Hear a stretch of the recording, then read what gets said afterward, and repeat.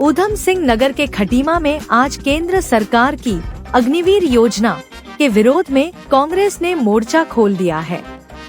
इस दौरान कांग्रेस के वरिष्ठ नेताओं और पूर्व सैन्य अधिकारियों ने हस्ताक्षर अभियान चलाकर युवाओं से इस योजना के खिलाफ एकजुट होने की अपील की। कार्यक्रम में प्रदेश उपाध्यक्ष गोपाल सिंह गड़िया और बलवीर पंवार समेत कई दिग्गज मौजूद रहे। खटीमा पहुंचे कर्नल नेगी ने एक प्रेस वार्ता को संबोधित करते हुए केंद्र सरकार पर तीखा हमला बोला। उन्होंने कहा कि जब से यह योजना लागू हुई है, कांग्रेस पार्टी लगातार सड़क से सदन तक इसका विरोध कर रही है। कर्नल नेगी ने अग्निवीर योजना को युवाओं के भविष्य के साथ एक बड़ा अन्याय करार दिया। कर्नल नेगी का बयान आया कि 4 साल की अल्पकालिक सेवा के बाद युवाओं का भविष्य अंधकार में चला जाएगा। इससे न केवल युवाओं में असुरक्षा की भावना बढ़ रही है, बल्कि स्थायी रोजगार के अवसर भी खत्म हो रहे हैं। यह योजना सेना की पारंपरिक मजबूती, अनुभव और उसकी दीर्घकालिक दक्षता पर भी गंभीर सवाल खड़े करती है। वहीं कर्नल नेगी ने उत्तराखंड का जिक्र करते हुए भावुक अंदाज में कहा कि यहाँ के युवाओं के लिए सेना सिर्फ एक नौकरी नहीं, बल्कि उनकी परंपरा और सम्मान का प्रतीक है। अग्निवीर योजना इस गौरवशाली सैन्य परंपरा को कमजोर करने का काम कर रही है। इस मौके पर विचार मंच बुद्धिजीवी प्रकोष्ठ के आरपी ध्यानी भी उपस्थित रहे। कांग्रेस नेताओं का कहना है कि यह हस्ताक्षर अभियान तब तक जारी रहेगा जब तक सरकार युवाओं की आवाज नहीं सुनती है। हूँ पूर्व सैनिक विभाग का प्रदेश अध्यक्ष उत्तराखंड कांग्रेस से हूँ।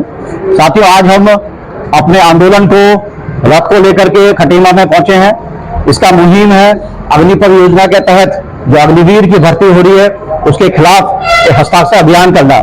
ये हमारा प्रदेश व्यापी आंदोलन है जो हम सभी जिलाओं में जा रहे हैं। इससे पहले हमने 3 चरण कर लिए हैं, जिसमें 2 चरण गढ़वाल मंडल में थे, 1 चरण हमारा कुमाऊं मंडल में था और 4थे चरण के रूप में हम आज खटीमा में पहुंचे हैं। साथियों, अग्निपथ योजना के तहत जो भर्ती हो रही है ये सिर्फ एक भर्ती योजना ही नहीं है, ये हमारे देश के जो सैनिक के ऊपर एक बहुत बड़ा आघात है।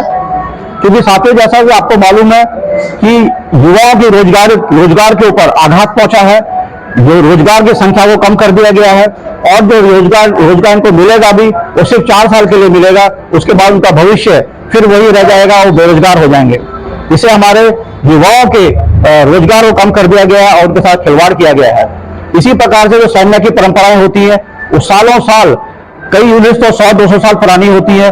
इतने पुराने यूनिट्स की जो हिस्ट्री बनती है उन सैनिकों से बनती है, सैनिकों के परमानेंट होने से बनती है।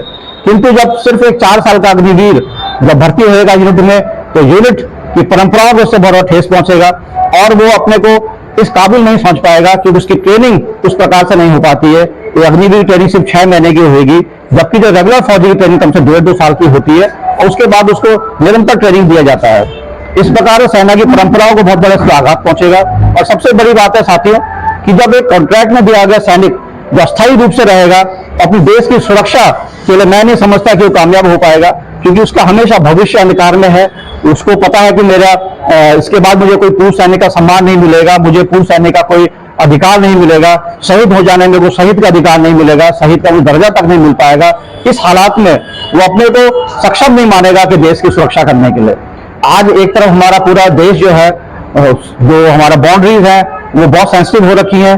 पाकिस्तान और चाइना है जो कि अपनी सेना को दिन पर दिन मजबूत करते जा रहे हैं और परमानेंट फौज की तैयारी कर रहे हैं। और दूसरी तरफ हमारा जो केंद्र सरकार है उन्होंने इस योजना को लाके एक अस्थायी फौज हमको दे रहे हैं, जिससे कि देश की सुरक्षा का बहुत बड़ा खतरा है।